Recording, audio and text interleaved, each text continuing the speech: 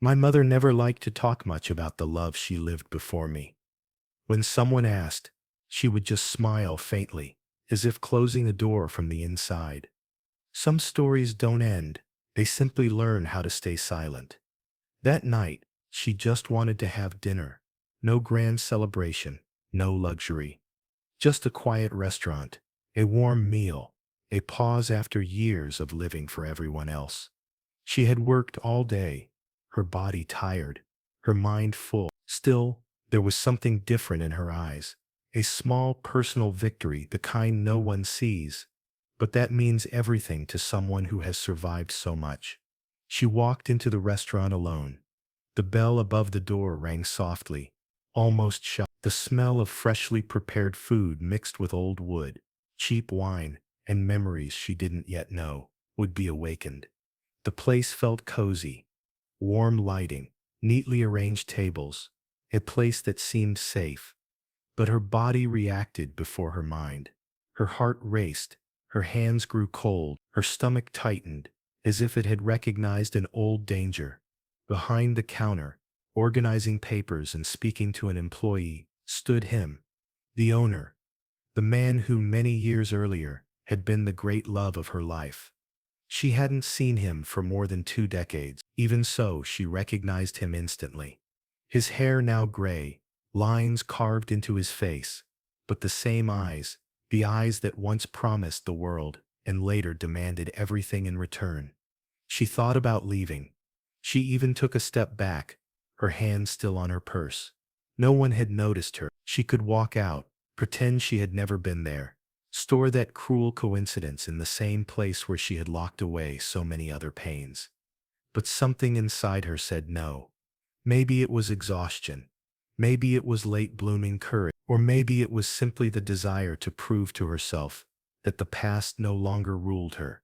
She chose a table against the wall and sat down. He hadn't noticed her yet, as she waited for the menu.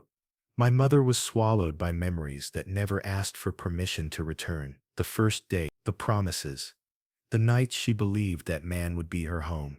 She was young, full of dreams, and he seemed safe, confident, charming.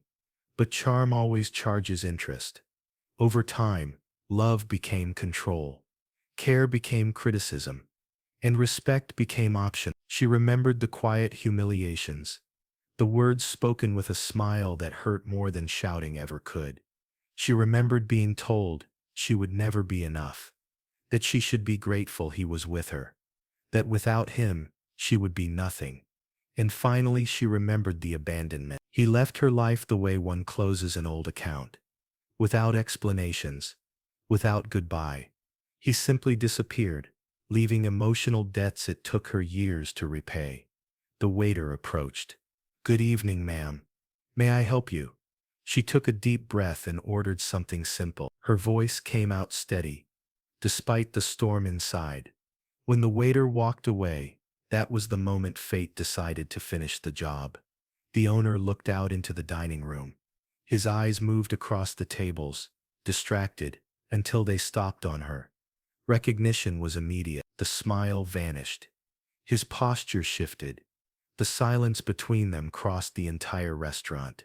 For a few seconds, no one moved.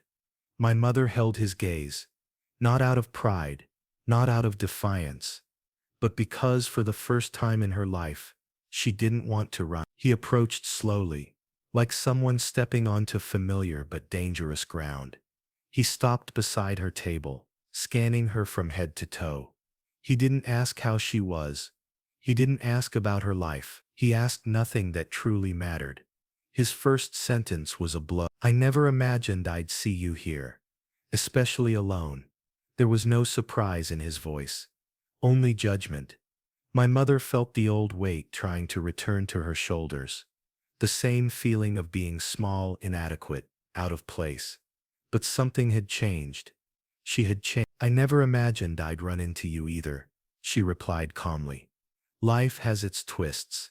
He smirked, a smile that never reached his eyes. "I see time hasn't been very generous to you." That was when the humiliation began. Not loud, not dramatic, but cruel. He made sure to speak louder than necessary, just enough for the staff to hear. He commented on how simple she looked, asked whether the restaurant wasn't too much for her, said he was surprised she could afford the bill. Each word was an attempt to drag her back to the place where he believed she belonged. Beneath him, some people began to notice. The waiter hesitated. A couple at the nearby table exchanged glances. The atmosphere grew heavy, but no one intervened. Quiet humiliations often go unnoticed, especially when the one suffering has already learned to swallow them in silence. My mother felt her eyes burn, not with shame, but with anger held back for years. She remembered everything she had built after him. The sleepless night, the moments she almost gave up, the closed doors, the hands no one extended. She remembered that she survived. He, on the other hand, still needed to diminish her to feel tall. The plate arrived at the table, interrupting the moment. The waiter apologized for the delay, visibly uncomfortable. The owner stepped away, but he didn't leave. He watched from a distance, like a predator waiting for a reaction. My mother held her cutlery firmly. She didn't know it yet, but that night would not end in silence. The past had returned to collect something. It just didn't realize that this time, she wouldn't be the one paying. The restaurant kept moving, pretending nothing was happening. Plates clinked, glasses filled, soft music played in the background. But for my mother, time had slowed to a painful crawl. She tried to focus on the food in front of her, but her appetite had vanished. Every movement he made was calculated. Every glance from across the room was deliberate. He wanted her to feel watched, judged, out of place, just like before. Years ago he had mastered that technique. He never raised his voice, never caused scenes. He humiliated quietly, surgically, so that when she felt small, she questioned herself instead of him. And now, decades later, he was trying to revive the same dynamic. He walked past her table again, pretending to adjust a chair nearby. "You know," he said casually, "I always thought you'd end up needing help. Life isn't easy for people like you. People like you." The words were vague on purpose. They always were. That way, if anyone challenged him, he could claim innocence. But my mother knew exactly what he meant. People who loved too much. People who didn't come from money. People who were expected to accept less and be grateful. She looked up at him slowly. "For people like me?" she asked. He smiled, pretending it was a joke. "You know what I mean." She did, and for the first time in years, she didn't let it pass. "I don't," she said calmly. "Explain it to me." The air between them thickened. He wasn't used to that. He wasn't used to being questioned. Especially not by her. Especially not in his territory. Somewhere behind the bar, a glass shattered. A waiter froze. Conversations around them softened.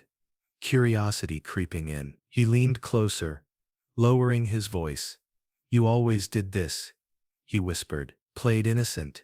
My mother felt something shift inside her. A quiet click, like a lock finally opening.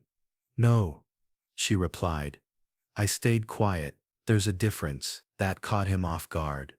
He straightened up, cleared his throat, and laughed nervously, loud enough for others to hear. "Relax," he said. "We're just talking. No need to get emotional." There it was, the old accusation. Whenever she reacted, she was emotional. Whenever he hurt her, she was too sensitive. But this time she didn't raise her voice. She didn't cry. She didn't apologize. She simply spoke the truth. "You humiliated me," she said, loud enough for the nearest tables to hear. "Back then. And you're trying to do it again now." Silence fell. Not complete silence, but enough. Enough for forks to pause midair. Enough for heads to turn. Enough for the truth to stop hiding. He stared at her, stunned. "I gave you everything," he snapped. "And this is how you repay me." My mother felt a bitter smile touch her lips. "You gave me conditions," she said, "not love." A murmur spread through the room. The manager, a younger man, probably unaware of the history, approached cautiously. "Is everything okay here?" he asked. The owner answered quickly, Yes, yes, just an old misunderstanding. But my mother stood up. Her legs trembled slightly, but her voice did not. It's not a misunderstanding, she said. It's a pattern. Now everyone was watching. She looked around the restaurant, at the faces that moments ago had ignored her discomfort, faces that now couldn't look away. This man, she continued, spent years making me feel small, and when he saw me walk into his restaurant tonight, he didn't see a customer. He saw an opportunity to do it again. The owner's face flushed red. This is inappropriate, he said sharply. You're causing a scene. No, she replied. I'm ending one. The room was silent now. She took a deep breath. I survived you, she said, looking him directly in the eyes. And I didn't come here to prove anything. I came to eat, to exist, to take up space without asking permission. Her hands shook, but she didn't stop. You don't get to talk down to me anymore. Not here, not anywhere. For a moment, no one spoke. Then something unexpected happened. A woman at a nearby table stood up. She's right, she said quietly. I heard everything. Another voice followed. So did we. A man added. That was uncalled for. The owner looked around, realizing control was slipping through his fingers. The manager cleared his throat. Sir, he said carefully, perhaps it would be best if you stepped away for a moment. The owner opened his mouth to protest, then closed it. My mother picked up her purse. She didn't touch the food. She didn't look back. As she walked toward the door, the bell rang again, the same soft sound as when she had entered. But this time, it sounded different, lighter. Outside, the night air hit her face. Her knees almost gave out. Years of swallowed pain tried to rush out all at once. She leaned against the wall, breathing deeply, grounding herself. She hadn't planned to confront him. She hadn't rehearsed those words, but once spoken, they could never be taken back, and for the first time, that felt like freedom. What she didn't know yet was that the hardest part still hadn't come. My mother stayed outside for a long moment, letting the cold air steady her breathing. Her hands were shaking now, not from fear, but from relief. Inside that restaurant, she had done something she had never done before. She had named the pain, out loud, in front of witnesses, and once pain is named, it loses part of its power. She wiped her eyes quickly, refusing to cry there on the sidewalk. She had spent too many years crying alone to give him even that. She straightened her coat and started walking. Each step felt heavy, but also final, like closing a chapter she had been forced to keep open for decades. Half a block away, she heard footsteps behind her. Wait, the voice was unmistakable. She stopped. For a brief moment, she considered ignoring him. She owed him nothing, not another word, not another breath of her time. But she turned around. He stood there without the confidence he'd worn inside. No audience, no staff, no walls to protect his image. Just a man, older now, facing someone he thought he had broken long ago. You didn't have to do that, he said. You embarrassed me. She let out a quiet, incredulous laugh. I embarrassed you, she asked. You humiliated me for years. Tonight, I told the truth. That was private, he snapped. Our past had nothing to do with those people. It had everything to do with me, she replied. He ran a hand through his hair, frustrated. You always had a talent for exaggeration. There it was again, the denial, the rewriting, the refusal to take responsibility. My mother felt tired suddenly, not weak, just done. You don't get to rewrite my memories, she said. I lived them. He stepped closer. You could have just left,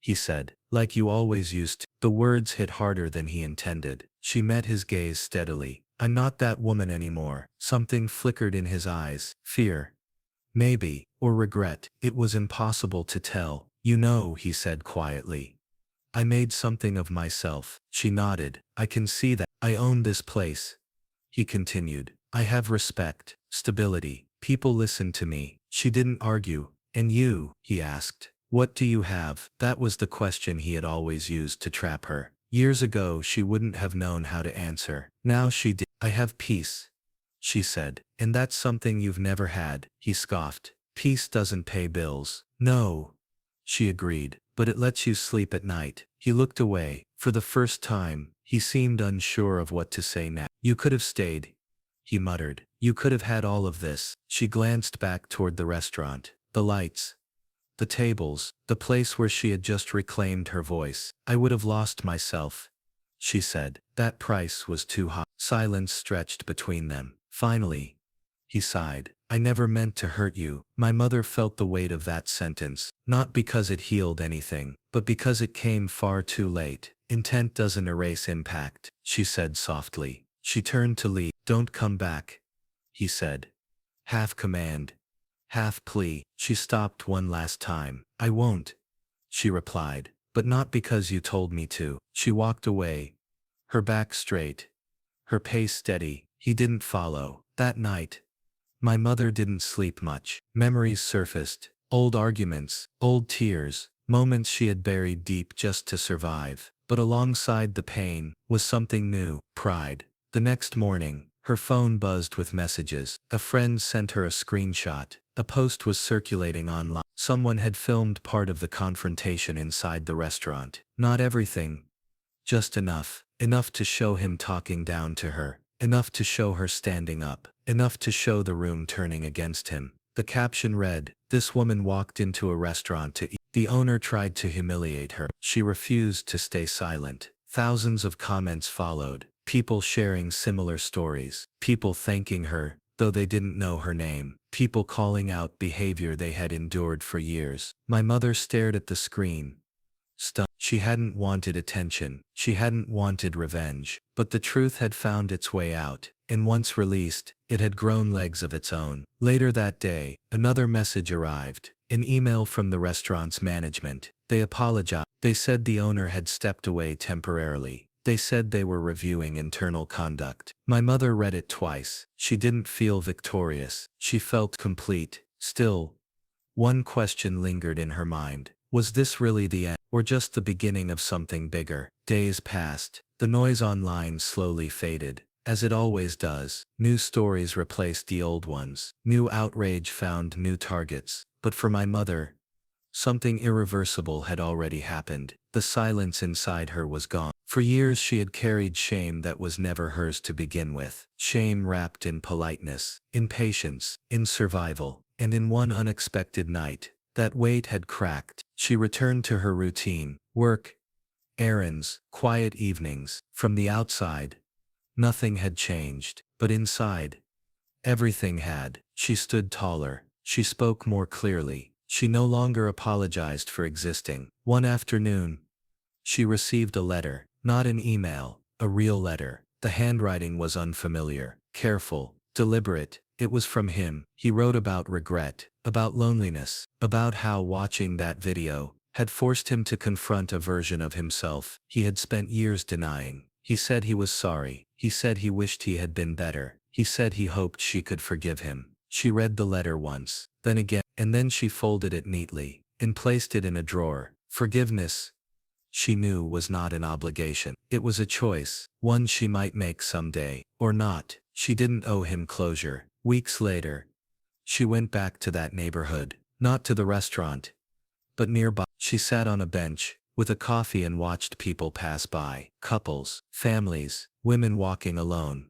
carrying stories no one could see. She thought about how many of them had been taught to stay quiet, to be agreeable, to endure. She thought about the version of herself who once believed love meant shrinking. If she could speak to that younger woman now, she would say, "You were never too much. You were just in the wrong hands." That night at the restaurant had not healed every wound. Healing is never that simple. But it had changed the narrative. She was no longer just someone to whom something had been done. She was someone who had spoken, who had stood, who had been seen. And maybe that was the most powerful part. Not the confrontation, not the viral moment, not even the apology, but the quiet understanding that she no longer needed permission from anyone to take up space in the world. The past had tried to humiliate her one last time. Instead, it had set her free.